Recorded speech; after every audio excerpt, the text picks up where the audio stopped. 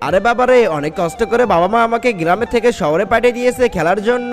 আর আজকে তো আমাকে জিততে হবে। আমি জিতলে আমার বাবা মায়ের স্বপ্ন পূরণ করতে পারবো। এই যে দেখো, আমি এখন বলটা টানতেছি, আরে টানতেছি। এই তো দেখো, আমি এখন খাঁচার ভিতরে বলটা ফেলে দিয়েছি। তো বন্ধুরা, তোমাদের আজকে কি মনে হয়, আমি কি আজকে এই খেলায় ফার্স্ট হতে পারবো?